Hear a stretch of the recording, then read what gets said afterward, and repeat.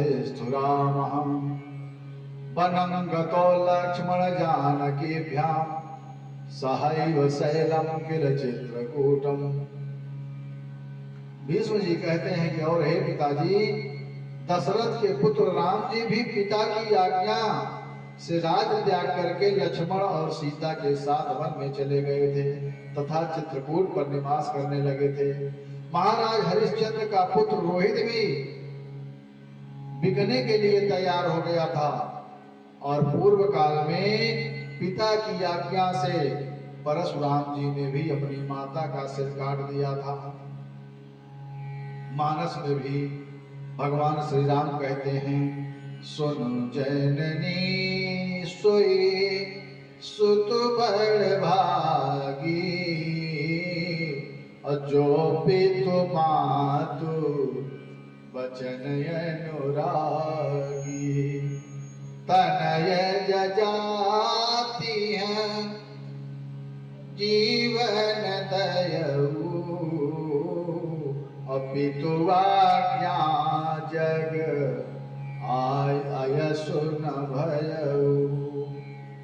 और हे पिताश्री, श्रीमद् भागवत में भी पुरु अपने पिता से कहता है क्या? पुरुवाच उत्तमश्चिन्ततं कुर्यात् प्रोक्तकारी तु मध्यमः, अधमो श्रद्धया कुर्यात् कर्तोच्चरितं पितुः।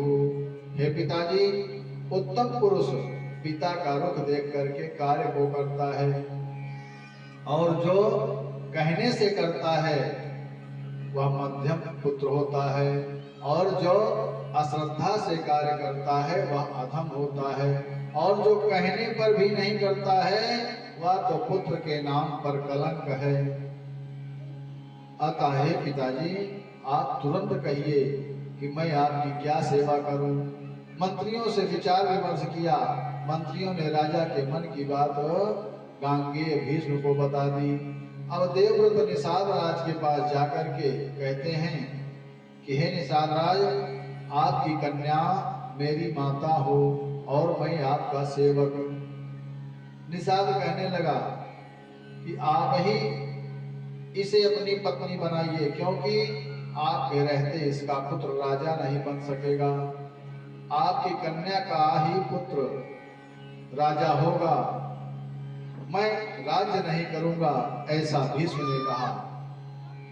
अब निषाद कहता है कि चलिए मैं आपकी बात मान ली, परंतु आपका पुत्र बलवान हुआ तो बलपूर्वक वह राज्य छीन लेगा,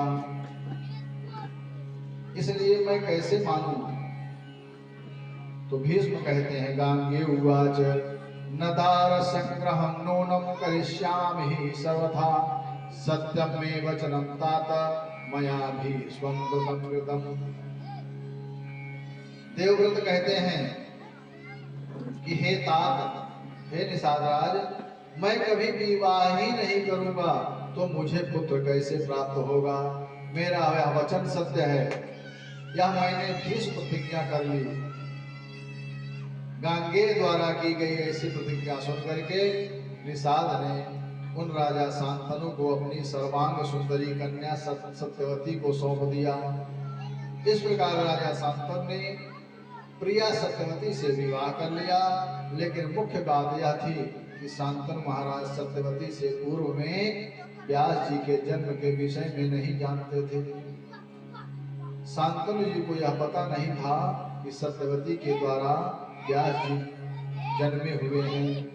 व्यास जी कहते हैं कि हे राजन, मन की गति जिसने महाराज शांतनु को निषाद कन्या की प्राप्ति को ध्येय बना लिया था, मन के विषय में अर्जुन गीता में कहते हैं, चंचलम ही मनः कृष्ण प्रमाथि बलवत्तमं, तस्याहं निग्रहं मन्ये वायो सुदुष्करम। अर्जुन कहते हैं भगवान से कि हे कृष्ण, चूंकि मन चंचल, अस्थिर, उच्छृंखल, हठीला तथा अत्यंत बलवान है, अतः मुझे इसे वश में करना वायु को वश में करने से भी कठिन है। मन क्या है? मन के हारे हार है और मन के जीते जीत। पार ब्रह्म को पाहिया मन ही की प्रतीत। मन मतंग माने नहीं जब तक खता न खाए, और जैसे विधवा स्त्री गर्भ रहे पछताए। जब तक मन जीत्यो नहीं सभा जीत नहीं हो, और जो मन जीते आपनो दुनिया बस में हो। शांतनु महाराज ने उस सत्यवती से विवाह करके उससे चित्रांगद और विचित्र वीर नाम के 2 पुत्र उत्पन्न किए, लेकिन वे दोनों प्रारब्धवश मृत्यु को प्राप्त हो गए।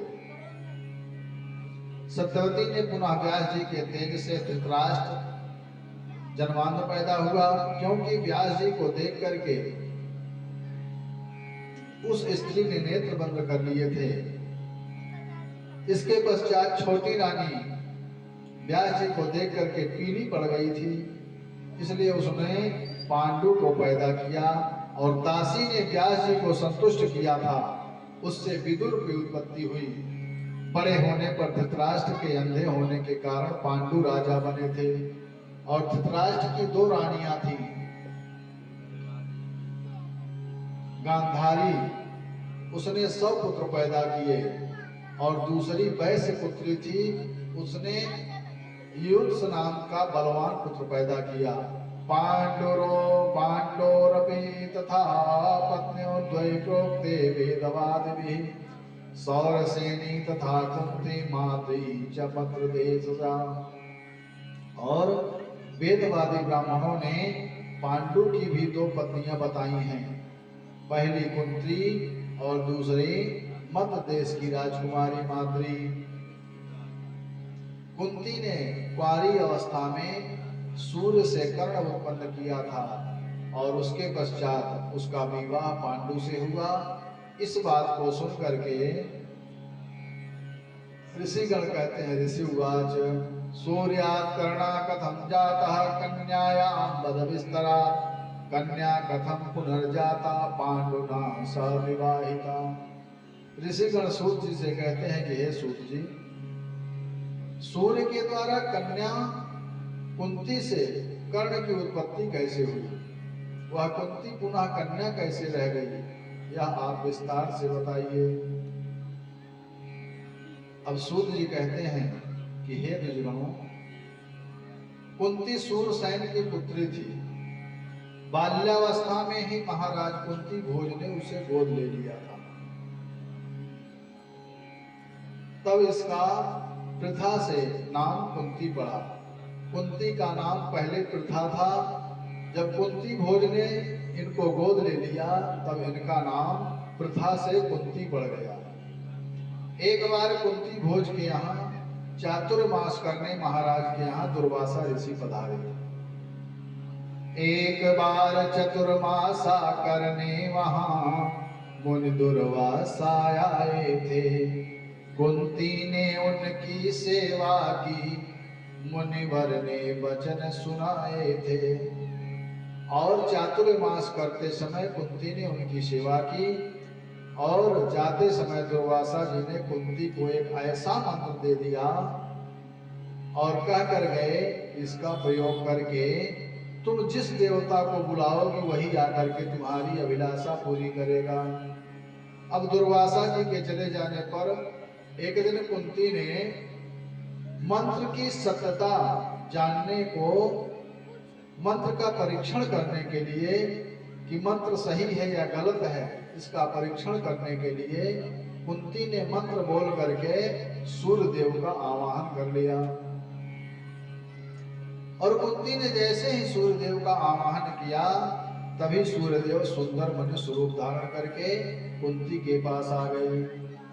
अब कुंती भयभीत होकर के कहने लगी कि मैं आपके दर्शन से धन्य हो गई, अब आप यहाँ से चले जाइए। लेकिन सूर्यदेव कहते हैं कि हे देवी, तुमने मंत्र के बल से मुझे बुलाया है, तो अब सेवा क्यों नहीं कर रही हो। कुंती कहती है कि हे देवता, मैं कुंवारी कुलीन कन्या हूँ। सूर्यदेव कहते हैं कि हे कुंती, यदि तुम मुझे बुला करके मेरे साथ मेरी सेवा नहीं करती हो तो तुमको और मंत्र देने वाले मुनि को मैं साथ दे दूंगा। जिसने तुमको मंत्र दिया है उसको भी और तुमको भी मैं साथ दे दूंगा। अतः हे सुंदरी, तुम्हारा कन्या धर्म स्थिर रहेगा, इस रहस्य को कोई न जान सकेगा। मेरे समान ही तेजस्वी पुत्र तुमको प्राप्त होगा। ऐसा कह करके लज्जाशील कुंती के साथ सूर्यदेव ने रमण किया। इस रहस्य को कोई नहीं जान पाया। यथा समय कुंती ने एक सुंदर पुत्र को जन्म दिया और कुंती ने उस बालक को मंजूषा पेटी में बंद करके करुणा विलाप करते हुए लोकलाज के भय से नदी में बहा दिया। जल में बहता हुआ वह मंजूषा अधीरथ नाम के सूत और उसकी पत्नी राधा को प्राप्त हुआ। उन्हीं के यहाँ पर उस बालक कर्ण का पालन पोषण हुआ और वह कौन्तेय बन करके राधे के नाम से जाना गया। इसके बाद स्वयंवर से कुंती का विवाह पांडु के साथ हुआ। उसकी दूसरी पत्नी माद्री थी। स्वयंवर में जीता कुंती को पांडु मन में हर्षाते हैं और दूसरी सुंदरी माद्री को वे मद्र देश से लाते हैं। एक दिन महाराज पांडु शिकार खेलने वन में गए थे। वहां पर उन्होंने मृग समझ करके एक ऋषि को मार दिया था। उस समय वो रूप बदल करके रमण कर रहे थे। ऋषि ने मर जाने से पहले मुनि ने शाप दिया कि यदि तुम स्त्री के साथ संसर्ग करोगे तो उसी क्षण तुम्हारी मृत्यु हो जाएगी। मुनि द्वारा शापित होकर के पांडु शोकाकुल होकर के राज्य त्याग करके वन में वास करने लगे। उनके साथ ही उनकी स्त्रियां उनकी वन में सेवा करने लगी। राजा पांडु गंगा जी के तट पर मुनियों के आश्रम में रहने लगे और वहां कथा प्रवचन सुनते रहते। एक दिन कथा में सुना कि अपुत्रस्य गतिर्नास्ति स्वर्गे गन्तुं परन्तप येन केनापि उपायेन पुत्रस्य जननं चरेत। कथा में सुना कि अपुत्र की गति नहीं होती, जिसके पास पुत्र नहीं है उसकी सद्गति नहीं होती है, वह स्वर्ग जाने का अधिकारी नहीं होता है। अतः किसी भी उपाय से पुत्र उत्पन्न करना चाहिए। इसे सुनकर के पांडु ने कुंती से कहा कि हे देवी, तुम किसी तपोनिष्ठ मुनि के पास जाकर के शीघ्र पुत्र उत्पन्न करो। मेरी आज्ञा के कारण तुमको कोई दोष नहीं लगेगा। मैंने सुना है कि पूर्व काल में राजा सौदास ने वशिष्ठ मुनि से पुत्र उत्पन्न कराया था। इसे सुनकर के कुंती कहती है कि हे पतिदेव, मेरे पास में मुनि दुर्वासा के द्वारा प्रदत्त एक मंत्र है, उसे बोल करके मैं जिस देवता का आवाहन करती हूँ वही आ जाता है। पति की आज्ञा पाकर के कुंती ने धर्मराज का स्मरण किया। धर्मराज के स्मरण से धर्मराज के द्वारा युधिष्ठिर, फिर वायु का स्मरण किया, वायु के द्वारा भीम, उसके पश्चात इंद्र का स्मरण किया, इंद्र के द्वारा अर्जुन, ये 3 पुत्र, और फिर अश्विनी कुमारों का आवाहन किया और अश्विनी कुमारों के आवाहन करके माद्री के उदर से नकुल और सहदेव पैदा हुए। अब एक बार महाराज पांडु ने कामातुर होकर के माद्री को ग्रहण किया और तत्क्षण ही उनकी मृत्यु हो गई। माद्री अपने पुत्रों को कुंती को सौंप करके पांडु के साथ सती हो गई। 5 पुत्रों को लेकर के कुंती हस्तिनापुर आई और भीष्म ने पूछा कि कुंती, ये पुत्र किसके हैं? तो देवताओं ने कहा कि ये पुत्र हमारे हैं। इसे बाद कुंती हस्तिनापुर में आनंद से रहने लगी। महाभारत के युद्ध के पश्चात उत्तरा ने एक पुत्र को जन्म दिया जो परीक्षित नाम से पृथ्वी तल पर प्रसिद्ध हुआ। युद्ध में अपने सब पुत्रों के मारे जाने के दुख से धृतराष्ट्र और गांधारी पांडवों के राज्य में रहने लगे। भीम उनको बुरा भला कहकर के दुखी करता रहता, परंतु युधिष्ठिर उनको सांत्वना देते रहते। एक दिन धृतराष्ट्र ने अपने पुत्रों का श्राद्ध करने के निमित्त युधिष्ठिर से धन की याचना की और युधिष्ठिर ने परिवारजनों को बुलाकर के धन देने के संबंध में चर्चा की। इस पर भीम क्रोधित होकर के कहने लगा कि इस दुष्ट को पिंडदान के लिए धन क्यों दिया जाए और क्यों इसका दुष्ट पुत्रों को श्राद्ध करके सुखी किया जाए। मैं आपको इस अंधे को धन नहीं देने दूंगा। भीम कहने लगे कि हे भ्रातृश्री, आपके ही कारण हमें अनेक कष्ट उठाने पड़े हैं। यदि आप जुआ नहीं खेलते तो हम सब की दुर्गति ऐसी नहीं होती। मुझे रसोइया नहीं बनना पड़ता, इंद्र को बृहन्नला नहीं बनना पड़ता, और इसी के पुत्रों ने सभा में द्रौपदी का अपमान किया था। इसी के पुत्रों ने हमें लाक्षागृह में जलाया था, और आज इसी दुष्ट को आप पिंडदान देने के लिए धन देने की बात करते हैं। मैं धन देने के पक्ष में नहीं हूं। युधिष्ठिर ने धृतराष्ट्र को धन दे करके उसके पुत्रों का पिंडदान कराया। इसके पश्चात धृतराष्ट्र, गांधारी, विदुर और कुंती वन को चले गए। वहां गंगा तट पर सतयुग आश्रम में पहुंच करके कुटी बना करके तपस्या करने लगे। और कुछ समय यानी 6 वर्ष बीत जाने पर युधिष्ठिर आदि सभी भाई संजय, सुभद्रा, द्रौपदी, उत्तरा आदि ने वन में सतयुग आश्रम में जाकर के सबको देखा। विदुर कहीं अन्यत्र चले गए थे। दूसरे दिन युधिष्ठिर को गंगा तट पर दिखाई दिए और उनकी एक प्रकाश ज्योति निकल करके धर्मावतार युधिष्ठिर के मुख में समा गई। विदुर जी ने अपने प्राणों का गंगा तट पर विसर्जन किया। सभी शोकाकुल हुए। उसी समय वहां पर व्यास जी और नारद जी आ गए। सभी ने उनका समयानुकूल पूजन आदर किया। कुंती, गांधारी, सुभद्रा आदि ने व्यास जी से कहा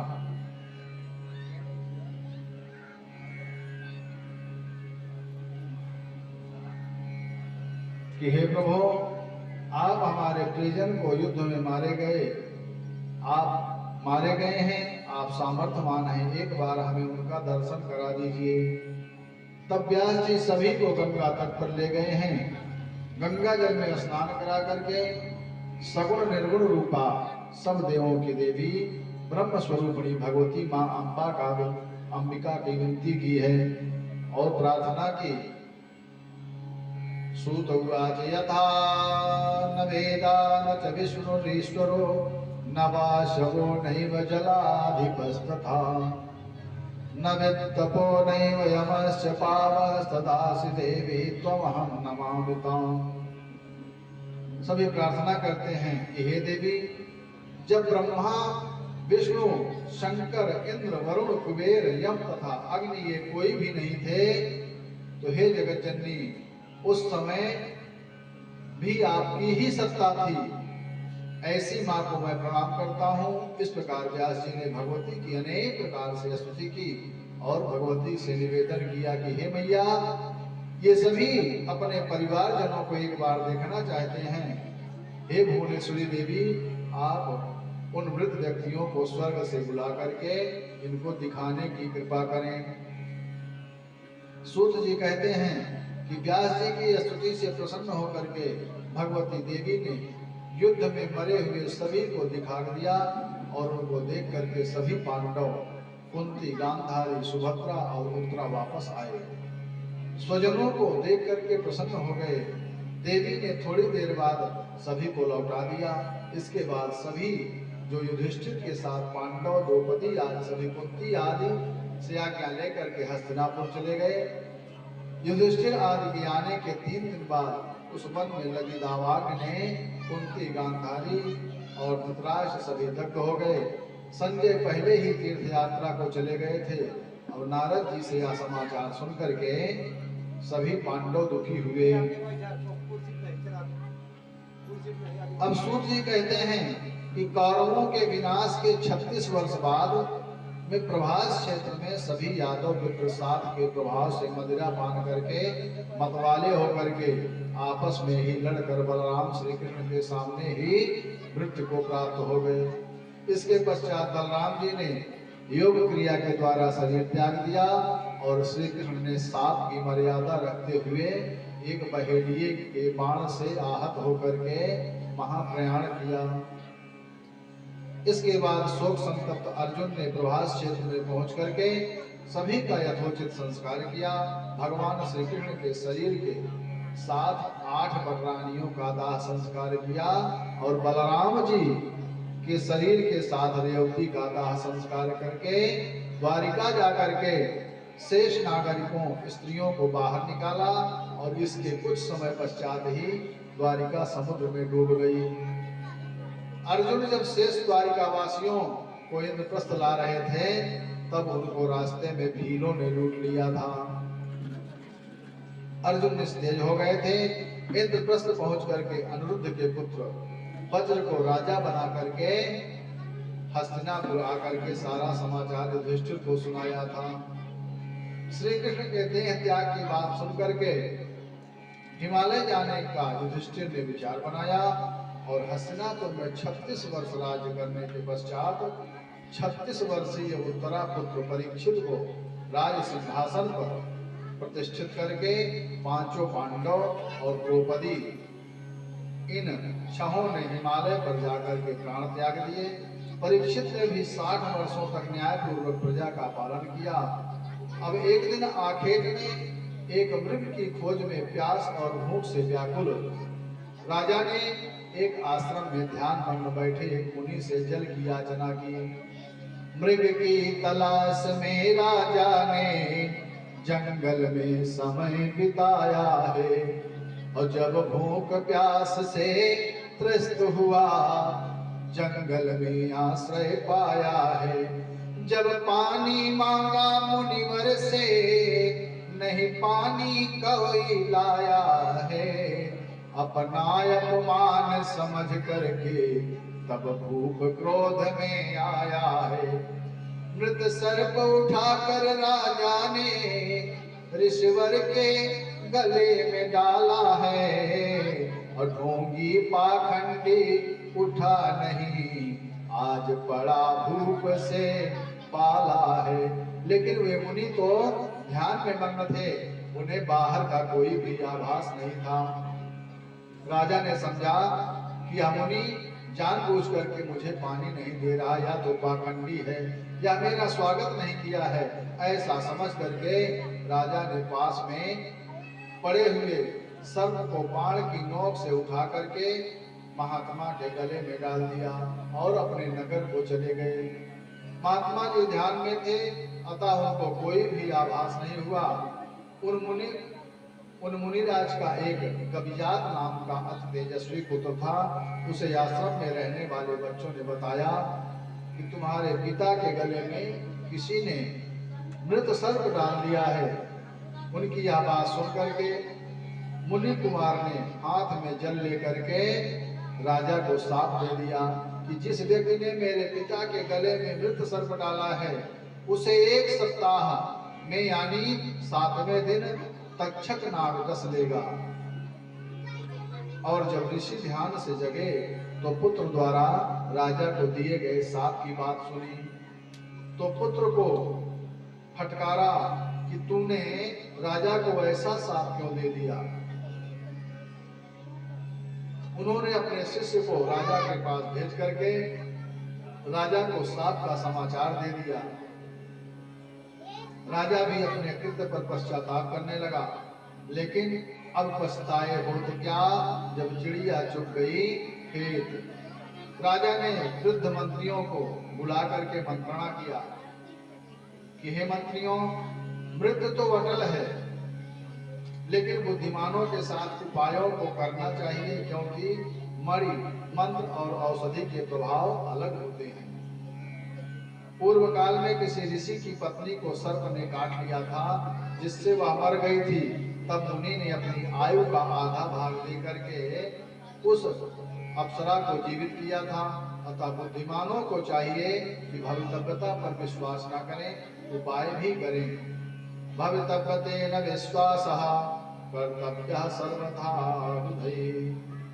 राजा की बात को सुनकर के मंत्रियों ने कहा कि हे राजन, वे कौन से मुनि थे जिन्होंने अपनी आधी आयु देकर के अपनी प्रिय पत्नी को जीवित किया था? और वह कथमृता महाराजा तन्नो ब्रूहि सविस्तरम, और वह पत्नी कैसे मरी थी, इस कथानक को कृपा करके हमें विस्तार पूर्वक सुनाइए। राजोवाच भृगो भार्या वरारोहा कुलोमा नाम सुंदरी। राजन कहते हैं कि महर्षि भृगु की एक सुंदर स्त्री थी जिसका नाम कुलोमा था। उससे ही च्यवन ऋषि का जन्म हुआ था और च्यवन की पत्नी का नाम सुकन्या था। सुकन्या का प्रमति नाम का पुत्र हुआ और उस प्रमथ की प्रिय पत्नी का नाम प्रतापी था। उस राजा प्रमथ का पुत्र प्रसिद्ध नाम वाला रुरु हुआ था। उसी समय स्थूलकेश नाम के एक तपस्वी धर्मात्मा ऋषि थे। उनके ही आश्रम में मेनका नाम की अप्सरा, जो विश्वावसु के द्वारा गर्भवती हो गई थी, उसने इन्हीं ऋषि के आश्रम में ही एक कन्या को जन्म दिया था और उसे छोड़ करके वहां से चली गई थी।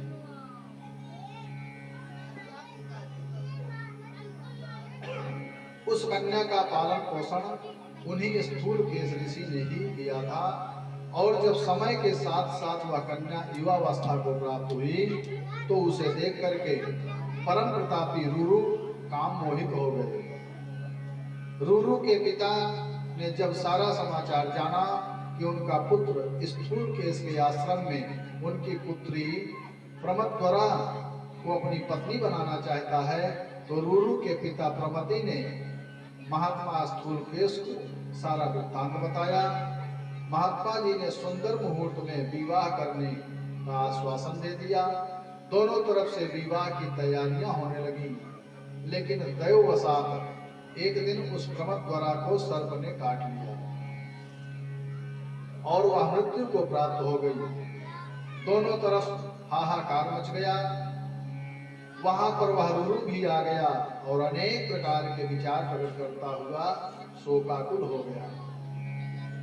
सोचने लगा कि प्रारब्ध ने ही मेरे सुख के विनाश के लिए यह सब भेजा था, अब मैं क्या करूं? नदी में कूद जाऊं या अग्नि में जलकर मर जाऊं, गले में फांसी लगा करके मर जाऊं या विष खा करके अपने प्राणों का अंत कर दूं। फिर मन में सोचने लगा कि मैं मर भी जाऊं फिर मुझे क्या मिलेगा। अतः स्नान करके पूजा हवन और सूर्य की उपासना करता हुआ यदि फिर भी प्रिया जीवित नहीं होगी तो मैं भी फिर अपने प्राण को त्याग दूंगा। उसकी ऐसी दृढ़ प्रीति देख करके उसके पास एक देवदूत आया। उसने कहा कि हे राजन, उसी कन्या से क्या आप किसी दूसरी कन्या का भी वर्ण कर लीजिए। रुरु कहता है, देवदूत न चान्याम वै वरिष्याम्यह जनगणाम यदि जीवेन जीवेत्वा मर्तव्यं चाधुना मया। रुरु कहता है देवदूत से कि हे देवदूत, मैं अन्य किसी सुंदरी का वर्ण नहीं कर सकता हूं और न ही करूंगा। यदि वह जीवित हो जाती है तो ठीक है, अन्यथा मैं इसी समय अपने प्राण को त्याग दूंगा। रुरु का हट देख करके देवदूत कहता है, देवदूत उवाच उपायं शृणु विप्रेन्द्र विहितं यत्सुरैः पुरा आयुषोर्ध प्रदानेन जीवया सुप्रमद्वराम्। देवदूत कहता है कि हे राजन, हे विप्रेंद्र, देवताओं के द्वारा पूर्व निहित उपाय मुझसे सुनो।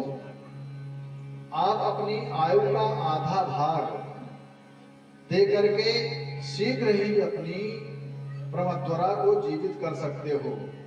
अगर आप अपनी आयु का आधा भाग अपनी पत्नी को देना चाहते हो तो वह जीवित हो सकती है।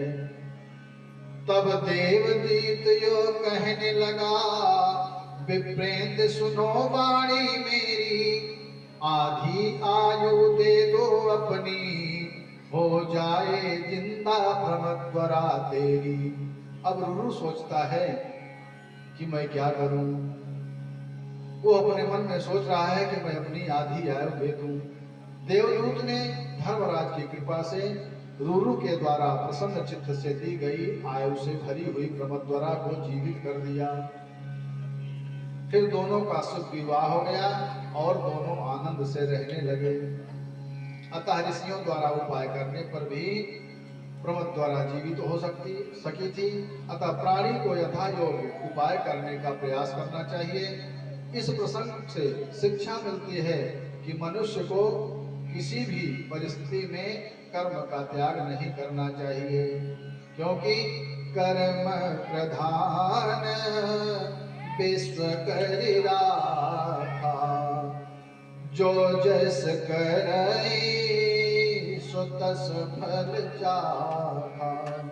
अब महाराज परीक्षित ने मंत्रियों के सहयोग से उत्तम रक्षकों की उपस्थिति में एक 7 पल वाला उत्तम राजभवन बना करके उसी क्षण उत्तरापुत्र परीक्षित अपने मंत्रियों के साथ उस पर चढ़ गए। उस भवन की सुरक्षा में मणि मंत्रधारी वीरों को नियुक्त किया गया और मंत्र प्रयोग में निपुण ब्राह्मणों को रक्षा कार्य के निमित्त चारों ओर नियुक्त कर दिया गया। सभी प्रकार से सुरक्षित उस महल में राजा अपने मंत्रियों से विचार विमर्श करके राज्य का संचालन करने लगे। महाराज परीक्षित के साप को सुन करके सर्प विष निवारण के कार्य में दक्ष एक कश्यप नाम का ब्राह्मण, जो धन का अभिलाषी था, राजा के प्राण बचाने के लिए चल दिया। कश्चित् कश्यपो नामा ब्राह्मणो मंत्र सत्तपः। तक्षक भी उधर समय पास जान करके मनुष्य रूप धारण करके चल दिया। उसने रास्ते में राजा परीक्षित को बचाने के लिए जाते हुए कश्यप को देखा। तब वह मनुष्य बना नाग बोला कि हे ब्राह्मण देवता, इतनी शीघ्रता से आप कहां जा रहे हो? कश्यप उवाच परीक्षितं नृपश्रेष्ठं तच्छकश्च प्रदक्षति तत्राहं त्वरितो यामि नृपं कर्तुमज्वरम्।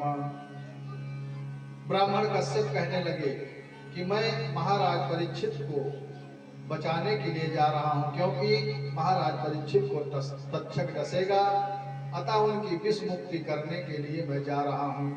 मेरे पास प्रबल विष नाशक मंत्र है और यदि उनकी आयु शेष होगी तो मैं अवश्य ही उनको जीवित कर दूंगा। कश्यप ब्राह्मण कहते हैं कि मैं विषनाशक कश्यप ब्राह्मण जब तक्षक निक को खाएगा और विष हरण करूंगा राजा का, तब नृप जीवित हो जाएगा। जीवित हो करके जब राजा अपने मन में हर्षाएगा, मुझको वह भारी धन देगा, मेरा जीवन कट जाएगा। तब तक्षक ने मार्ग में खड़े एक वृक्ष को अपना प्रतियोगिता क्षेत्र बनाया और उसने उस वट वृक्ष को डस करके राख कर दिया। लेकिन तभी कश्यप नाम के ब्राह्मण ने अपने मंत्र बल से उस वृक्ष को पुनः हरा भरा कर दिया। इस प्रकार देख करके तक्षक को बड़ा आश्चर्य हुआ। कश्यप ब्राह्मण को बहुत सा धन देने का लालच दिया। ब्राह्मण को लोभी जानकर तक्षक ने बहुत सारा धन प्रचुर मात्रा में दिया और उसे वहां से वापस भेज दिया। तक्षक 7वें दिन हस्तिनापुर में पहुंच गया। तक्षक ने देखा कि राजा मणि मंत्र में पारंगत तीरों से रक्षित सातवें तल के मकान में रह रहा है। मृत्यु तो अटल है जानते हुए भी छिप करके बैठा है, वहां पर किसी का प्रवेश नहीं होता। तब तक्षक ने अपने साथी नागों को ब्राह्मण वेश बना करके हाथों में फल फूल लेकर के राजा को भेंट करने का नाटक करने के लिए कहा। मंत्रियों ने किसी को भी मिलने की आज्ञा नहीं दी। तब ब्राह्मण रूपी नागों ने कहा कि हमारे इस भेंट को ही महाराज के पास पहुंचा दिया जाए। फलों को लेकर के राजा के पास निरीक्षण करके पहुंचा दिया गया। राजा ने सभी मंत्रियों को एक एक फल दे करके एक बड़ा फल राजा परीक्षित ने स्वयं खाने के लिए ले लिया। उसी फल में राजा को एक चमकीला कीट दिखाई दिया, जो देखते देखते ही बड़ा नाग बन गया और महाराज को डस लिया। तभी भयंकर विष से दग्ध राजा परीक्षित जले वृद्ध की भांति पृथ्वी पर गिर पड़े और आज 7वें दिन मुनि कुमार का साथ सत्य हो गया। तक्षक के विष से राजा का सुंदर तन जलकर राख हुआ। तक्षक उड़ के आकाश गया, मुनिवर का सार्थक साप हुआ। अब महाराज परीक्षित की अकाल मृत्यु होने पर उनकी और दैहिक क्रिया राजा ने पुरोहितों द्वारा वैदिक रीत से संपन्न की गई। ब्राह्मणों को स्वर्ण, गाय तथा अन्न आदि दान दिए गए और इसके पश्चात सुमुहूर्ते सुतम बालम प्रजानां प्रतिवर्धनम सिंहासने शुभम तत्र मंत्रिणः सन्निवेशयन्। मंत्रियों ने प्रजाओं के प्रति प्रीति संवर्धन करने वाले राजपुत्र जन्मेजय को शुभ मुहूर्त में राज सिंहासन पर आसीन किया। 11 वर्ष की अवस्था होने पर कुल पुरोहित ने उनको यथोचित शिक्षा प्रदान की। कृपाचार्य ने जन्मेजय को भली भांति धनुर्विद्या में परिष्कृत किया। जब जन्मेजय वेद वेदांग और धनुर्विद्या एवं शास्त्र विद्या में पारंगत हो गए, तब काशी राज की कन्या वयुष्ठमा से पाणी ग्रहण करके संपन्न हो गए। अब जन्मेजय बड़ी कुशलता से शासन करने लगे। एक समय तक्षक से पीड़ित उतंक मुनि ने जन्मेजय से कहा कि तक्षक ने तुम्हारे पिता को डसा था, आप उससे प्रतिशोध लीजिए। तब जन्मेजय ने मंत्रियों से मंत्रणा करके गंगा के किनारे सुरंग में यज्ञ मंडप का निर्माण कराया। यज्ञ वेदी बनाई गई। महामुनि उतंक को यज्ञ का होता और तक्षक नाग को यज्ञ पशु बनाया गया। विद्वान ब्राह्मणों द्वारा यज्ञ सामग्री एकत्र करके यज्ञ क्रिया प्रारंभ की गई। सर्पों का हवन होने लगा। तक्षक भयभीत होकर के इंद्र की शरण में अपनी रक्षा के लिए प्रार्थना करने लगा और इंद्र ने अपनी शरण में आया जान करके उस सर्प को अभय दान दे दिया। जब उतंक मुनि को यह ज्ञात हुआ तो उन्होंने इंद्र सहित आस्तिको नाम धर्मात्मा जरत्कारु सुतो मुनि तत्रागत्य मुनिर्बालस्तुष्टाव जन्मेजयम्। इंद्र सहित तक्षक का आवाहन किया। तब भयभीत तक्षक ने यायावर वंश में उत्पन्न जरत्कारु पुत्र धर्मनिष्ठ आस्तिक नामक मुनि का स्मरण किया। वे मुनि बालक वहां आकर के जन्मेजय की प्रशंसा करने लगे। जन्मेजय ने उस मुनि बालक को पंडित समझ करके उनका पूजन अर्चन करके मनोवांछित वस्तु मांगने का निवेदन किया।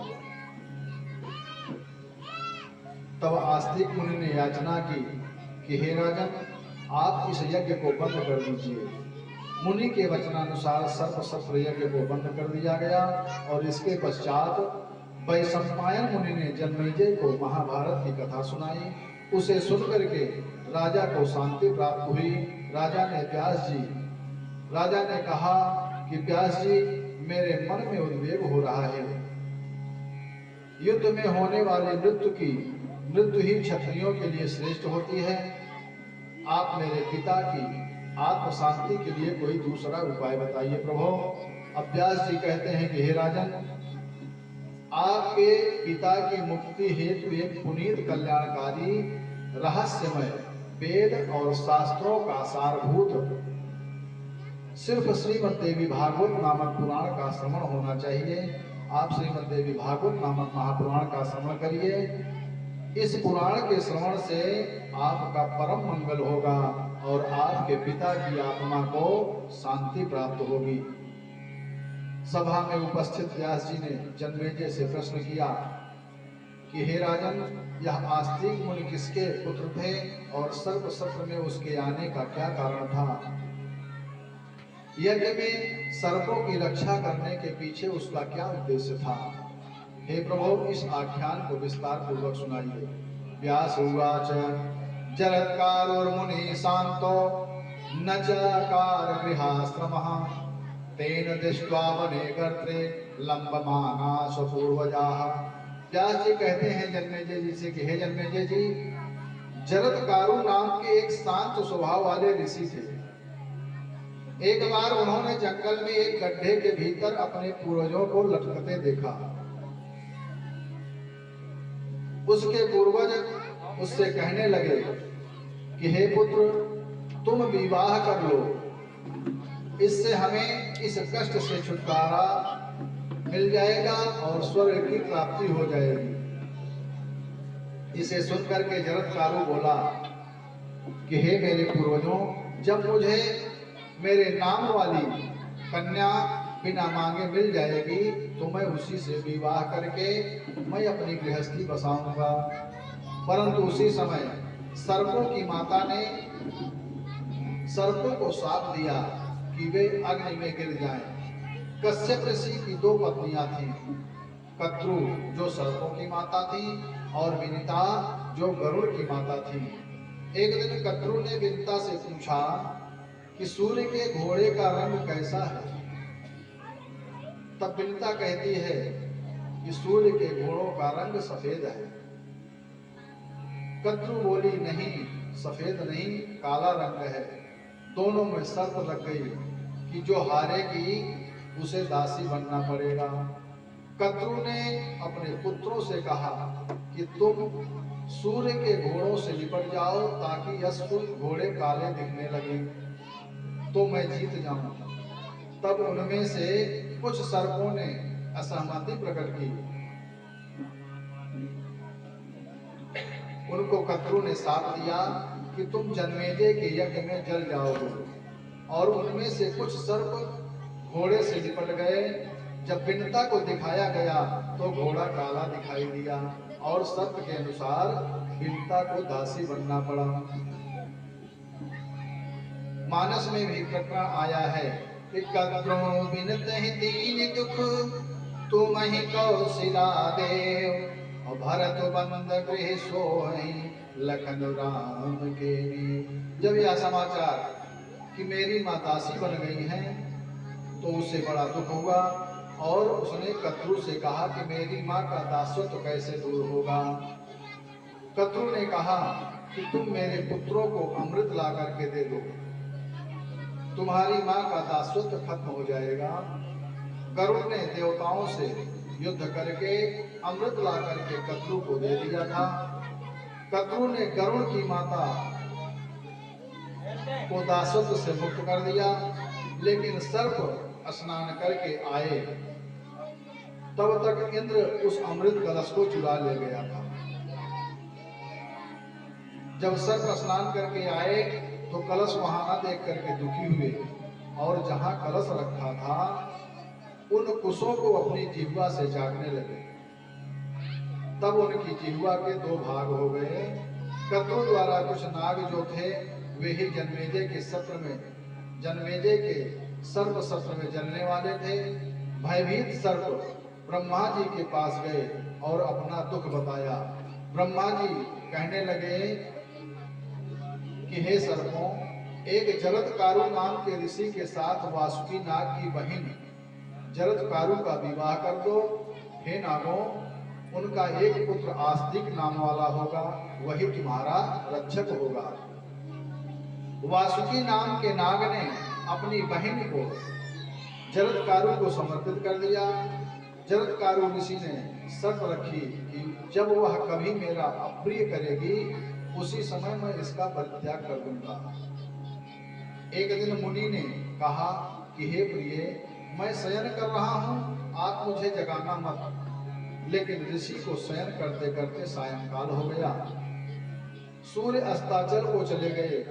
अब जरत्कारु सोचने लगी कि सूर्य तो गए अस्ताचल को, ऋषि गहन नींद में सोते हैं। इस समय जगाऊं यदि इनको तो मेरा त्यागन करते हैं। संध्या वंदन होगा निष्फल और धर्म नष्ट हो जाएगा।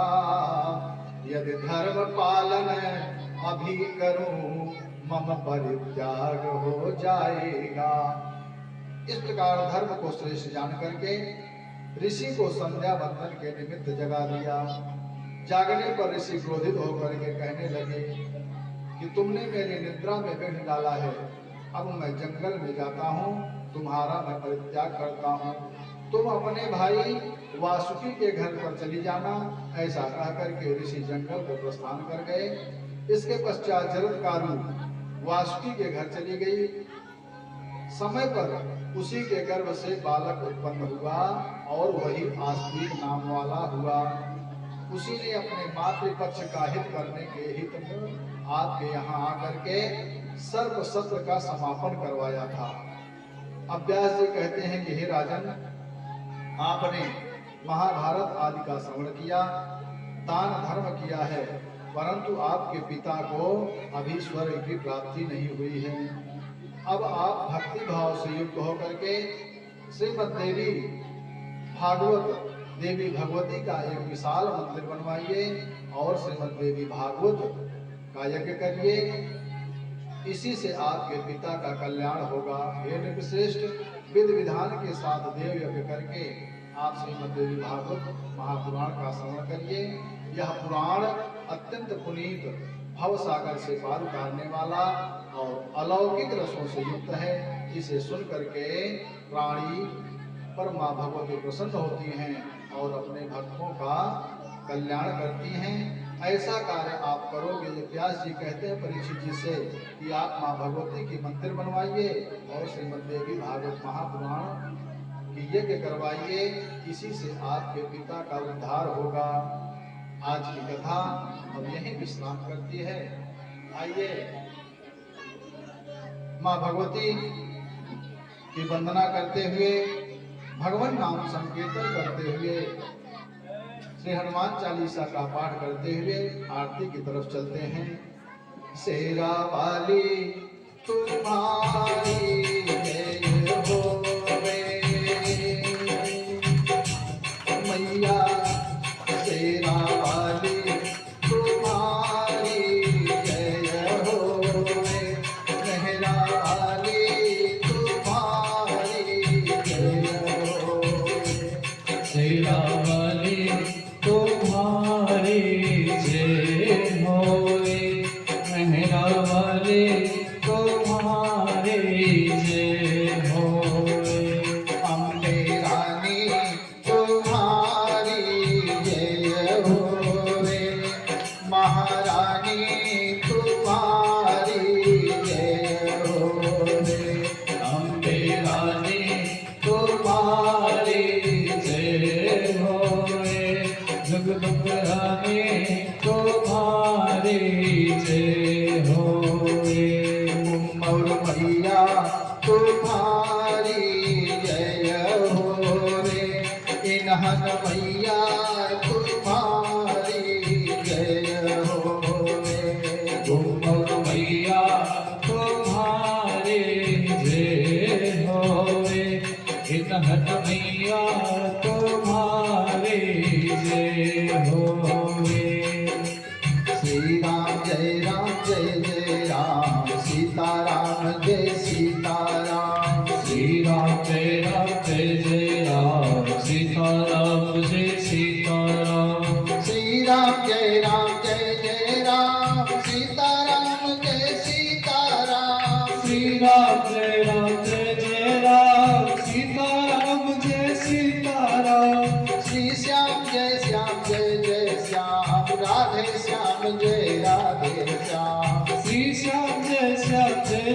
श्याम राधे श्याम जय राधे श्याम श्री शिव जय शिव उमापति जय पार्वती शिव श्री शिव जय शिव उमापति जय पार्वती शिव जय अम्बे जग जननी जय अम्बे जय अम्बे जय अम्बे जग जननी जय अम्बे जय हनुमान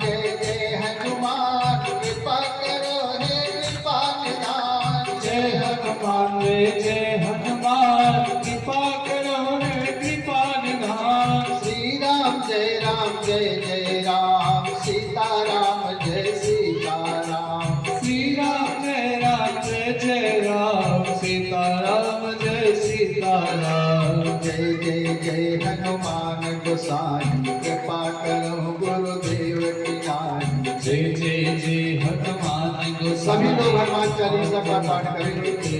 जहाँ तक आवाज पहुँच रही है सभी भक्तों से निवेदन जो जहाँ पर है वहीं से हनुमान चालीसा का पाठ करेंगे। जय हनुमान गोसाई कृपा करो गुरुदेव की नाई जय हनुमान गोसाई कृपा करो गुरुदेव की नाई श्री गुरु चरण सरोज रज निज मन मुकुर सुधार वरनहु रघुबर विमल जसु जो दायक फल चार बुद्धिहीन तन जान के सुमिरा पवन कुमार बल बुद्ध विद्या देहु मोहि हरहु कलेश विकार जय हनुमान गोसाई कृपा करहु गुरुदेव की नाई जय हनुमान गोसाई कृपा करहु गुरुदेव की नाई जय हनुमान ज्ञान गुण सागर जय कपीस तिहु लोक उजागर राम दूत अतुलित बल धामा अन्य पुत्र कौन सुख नामा महावीर विक्रम बजरंगी कुमति निवार सुमति के संगी कंचन बरन विराज सुबेसा कानन कुंडल कुंचित केसा हाथ बसिया ध्वजा विराजे कांधे मूठ जनेऊ साजे शंकर सुवन केसरी नंदन तेज प्रताप महाजगवंदन विद्यावान गुणी अति चातुर राम काज करबे को आतुर प्रभु चरित्र सुनिबे को रसिया राम लखन सीता मन बसिया सूक्ष्म रूप धरि सियहि दिखावा विकट रूप धर नंद जरावा भीम रूप धरि असुर संहारे रामचंद्र जी के काज सवारे लाय सजीवन लखन जियाए श्री रघुवीर हर सिर लाए रघुपति की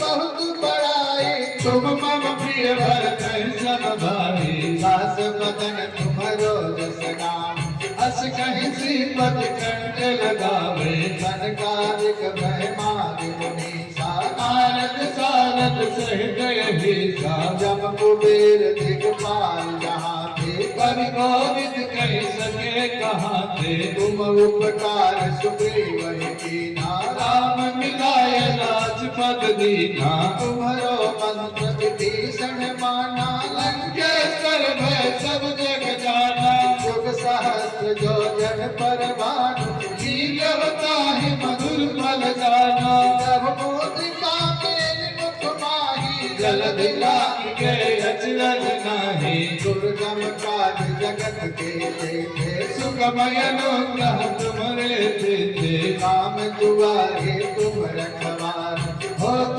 नया क्या दिन पैसारे सब सुख लाए तुम्हारी सरना तुम रक्षक काहू को डरना आपन तेज समारो आवे तीनों लोग हाथते कांपे भूत पिशाच निकट नहीं आवे महावीर जब नाम सुनावे नासै रोग हरै सब पीरा जपत निरंतर हनुमत वीरा संकट से हनुमान छुड़ावे मन क्रम वचन ध्यान जो लावे सब पर राम तपस्वी राजा के काज सजल तुम साजा और मनोरथ जो कोई लाओ सोई अमित जीवन पल पावे चारों जुग प्रताप तुम्हारा है परसित जगतों जियारा साधु संत के तुम रखवारे असुर निकंदन राम दुलारे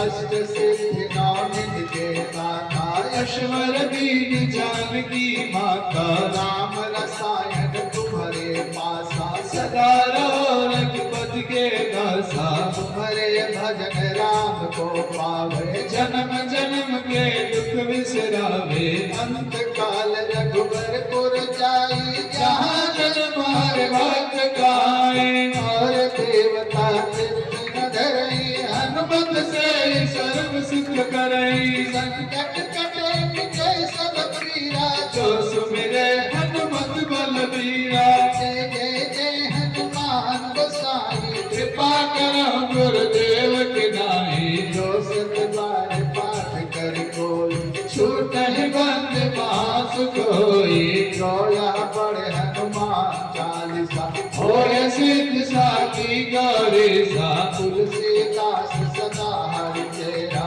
की जय नाथ हृदय महाडेरा जय जय जय हनुमान गोसाई कृपा करो गुरुदेव की नाई जय जय जय हनुमान गोसाई कृपा करो गुरुदेव की नाई पवन तनय संकट हरण मंगल मूर्त रूपा राम लखन सीता सहित हृदय बसहु सुर भूपा जय जय जय हनुमान गोसाई कृपा करो गुरुदेव की नाई पवन सुकाज कठिन जग माई जो नहीं होय तात तुम पाहे मोरे तुम प्रभु गुरु की तुम्हारा जाहु कहाँ तज कद जल जाता आशुतोष तुम अवधर दानी आरती हरहु दीन जन जाने देव पूज पद कमल तुम्हारे सुर नर मुनि सब होहि सुखारे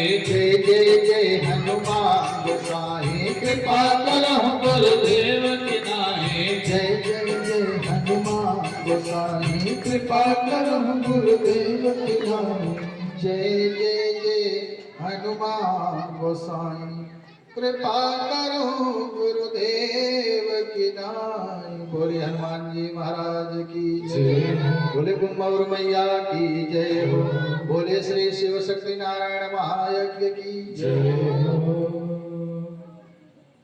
आइए हम सभी भक्त मिलकर के भगवती जगत जननी जगदम्बा की मंगलमयी आरती करते हैं। सभी भक्त अपने अपने स्थान पर प्रेम से खड़े हो जाएं। हरि ओम देवं प्रज्वाल्य ओम इदगो हविः प्रजननं मे अस्तु दशमेरको सर्वगणको सुस्ताये आत्मसनि प्रजा सनि पशु सनि लोक सनि भय सनि अनिगदां बहुलां मे करो तन्नं पयोरेतु अस्मासु दत्त मन में बसाकर तेरी मूर्ति उतारो माया में तेरी आरती मन में बसाकर तेरी मूर्ति उतारो मायम में तेरी आरती उतारो मयम में तेरी आरती उतारो माँ दुर्गे तेरी आरती मन में बसाकर तेरी मूर्ति उतारो मायम में तेरी आरती में बसाकर तेरी मूर्ति उतारो माँ गुम्मौर तेरी आरती मन में बसाकर तेरी मूर्ति उतारो मानो तेरी आरती करुण करो कष्ट हरो ज्ञान दो मैया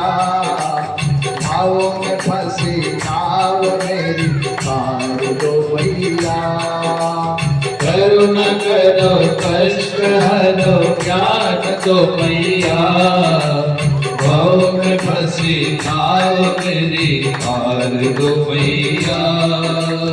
दर्द की दवा तुम्हारे पास है, दर्द की दवा तुम्हारे पास है, जिंदगी दया की भीख मांगती, मन में बसा कर तेरी मूर्ति, उतारो मायम पे तेरी आरती।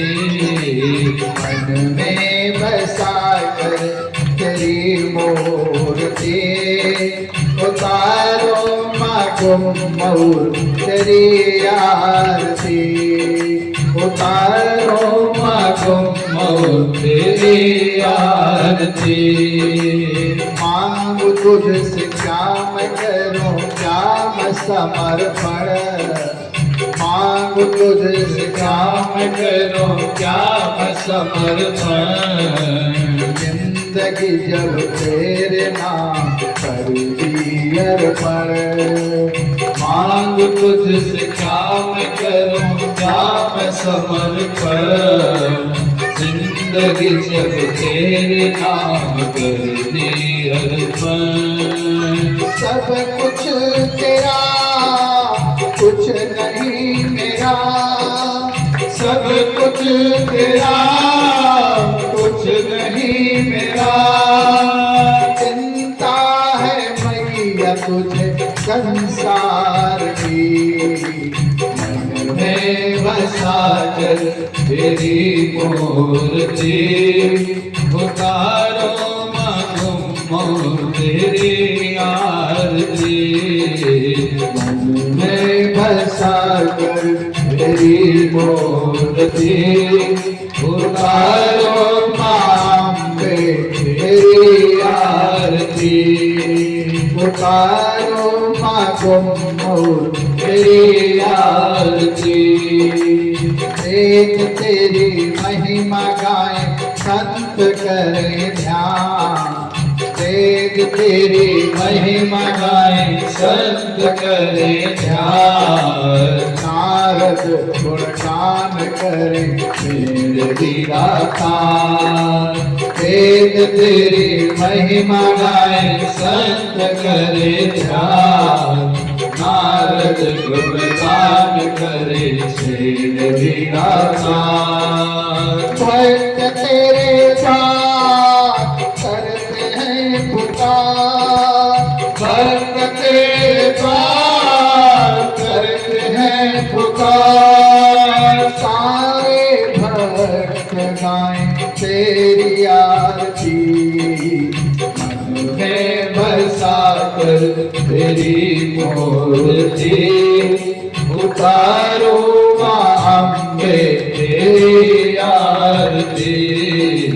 मन में बसा कर तेरी मूर्ति, उतारो पाइनहर तेरी आरती, उतारो पागलहर तेरी आरती, उतारो माँ पटना तेरी आरती, उतारो माँ गुमौर तेरी आरती, उतारो माँ दुर्गे तेरी आरती, उतारो माँ कात्यायनी तेरी आरती।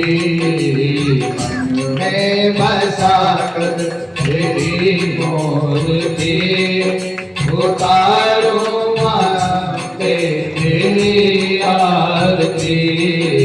कर्पूर गौरम करुणावतारम संसार सारम भुजगेन्द्रहारम, सदा वसन्तं हृदयारविन्दे, भवं भवानी सहितं नमामि। हरे राम राम राम राम हरे हरे हरे कृष्णा कृष्णा कृष्णा हरे हरे श्री कृष्ण गोविंद हरे मुरारी हे नाथ नारायण वासुदेव श्री कृष्ण गोविंद हरे मुरारी हे नाथ नारायण वासुदेव हे नाथ नारायण वासुदेव हे नाथ नारायण वासुदेव श्री कृष्ण गोविंद हरे मुरारी हे नाथ नारायण वासुदेव हे नाथ नारायण वासुदेव हरिः ओम श्री तीर्थानि प्रचलन्तु श्रीकास्तानि गङ्गिडाते काको सहस्रयोजनेव धनमानतनमसि जलेन शीतले कर्णं हस्तप्रक्षालनं भस्वैरेवाभिवन्द्रमातमाभिवन्दनं शुभं करोतु कल्याणम् आरोग्यं सुखसम्पदाम् मम बुद्धिप्रकाशाय दीपज्योतिर्नमोऽस्तुते श्री दीपनारायण देवताभ्यो नमः ज्वालामालिन्ये हरण्येश्वरी नमः हस्ते पुष्पाणि धृत्वा पुष्पांजलि सभी भक्त अपने हाथों में मानसिक पुष्प लेकर के भगवान को पुष्पांजलि अर्पण करेंगे। हरे जगने नाथकिया माया दत्ता देवस्थान धर्माणि प्रथमान्यासन्न देहनाकं महिमानः सचन्द्रास्त्र पूर्वे साध्याः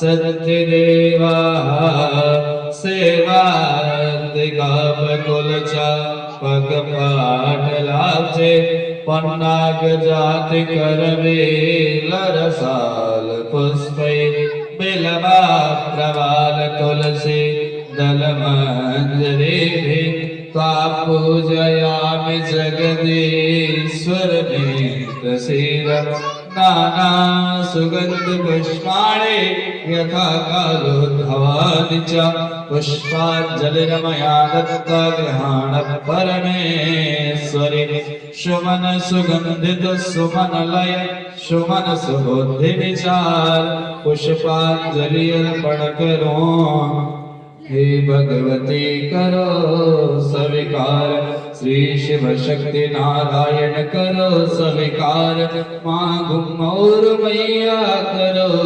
स्वीकार मंत्र पुष्पांजलि समर्पयामि।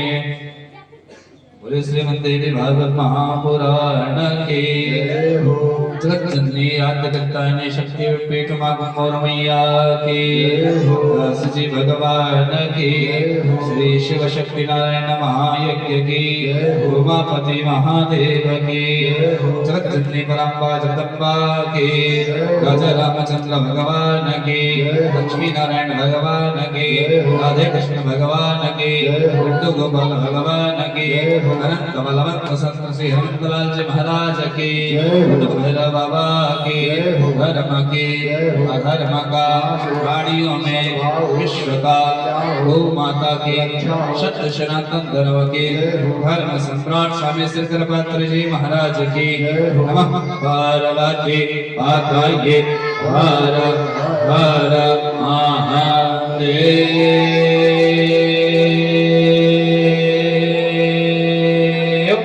शंभो काशी विश्वनाथ की जय हो। जय जय श्री राधे जय जय श्री सीताराम। आप सभी भक्त अपने अपने